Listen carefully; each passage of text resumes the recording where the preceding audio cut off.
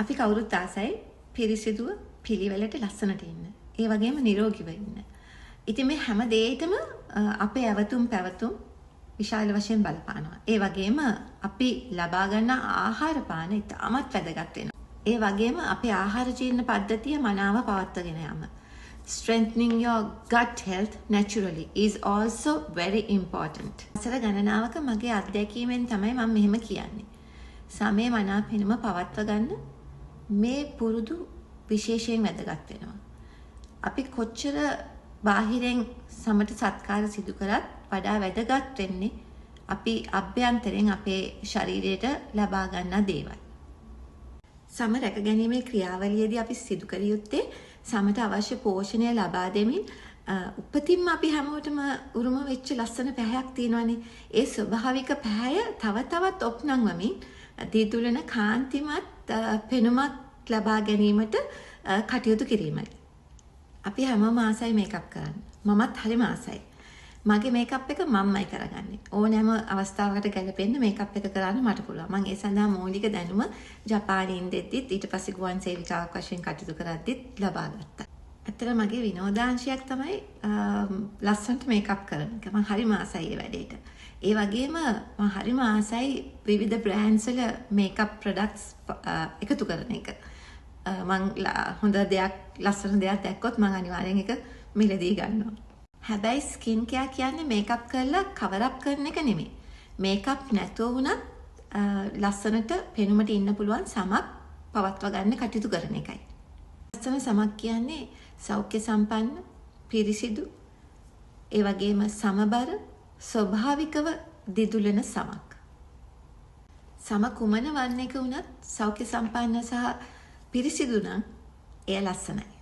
මට මතකයි මම ජපානයේ ඉඳෙද්දී ජපාන් ජාතිකයන් මගේ ළඟට ඇවිල්ලා මාව අතගාලා කියනවා ඉරෝ කිරෙයි දනේ සුගොයි කිරෙයිනේ කියලා. ඒ කියන්නේ ඔයා ඒගොල්ලෝ මගේ ඒ සමයේ පැහැයට ඉතාමත් කැමති බව ඒක හරි ලස්සනයි කියලා ඒගොල්ලෝ මට කියනවා. ඉතින් ඒ කියන්නේ අපේ ඒගොල්ලෝ හරි කැමති මේ අපේ දුමුරු සමට.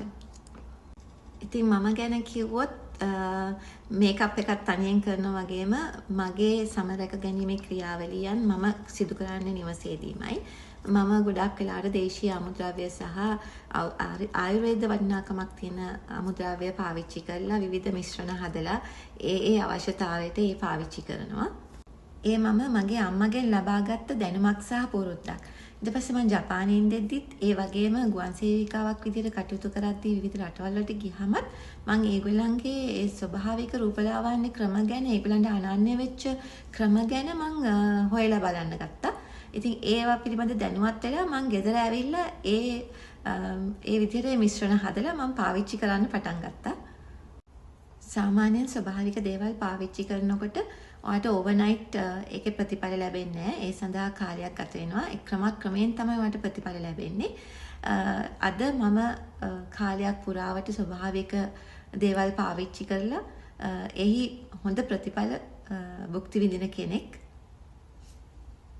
දිනපතා සමට අවශ්‍ය පෝෂණය ලබා දෙන්න අපි පුරුද්දක් ඇති කර ගන්න ඕනේ. එය ඔබේ ජීවිතයේ ඇබ්බැහියක් වෙන්න ඕනේ. සමහරු කියනවා අනේ අපිට මේව කරන්න වෙලාවක් නැහැ කියලා. නෑ මම හැම වෙලෙම කියන්නේ තමන්ට ආදරය කරන්න ඕනේ.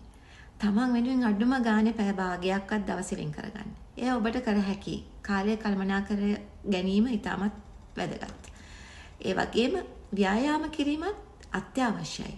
අඩුම ගානේ විනාඩි 20ක් 30ක් අඩුම ගානේ දවසේ වැඩ ඉවර කළා තමන්ට නිදහස් ඉන්න වෙලාවක පොඩක් ඇවිදින එක හරි ඉතාමත් වැදගත්.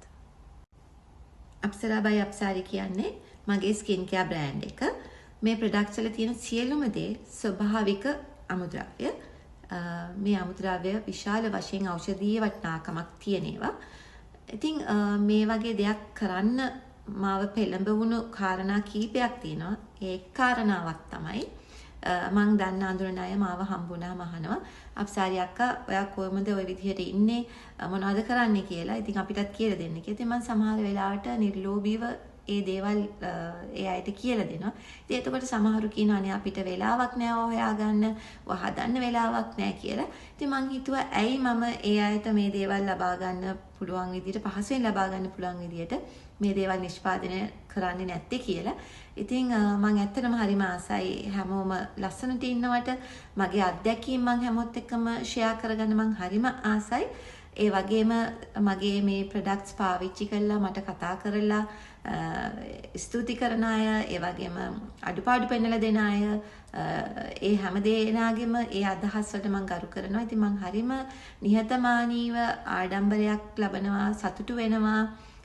ඒ අය මේ ප්‍රොඩක්ට්ස් පාවිච්චි කරලා ඒකේ ඒගොල්ලන්ට ලැබිච්ච ඒ හොඳ ප්‍රතිඵල ගැන කියනකොට මම හරිම සතුටු වෙනවා.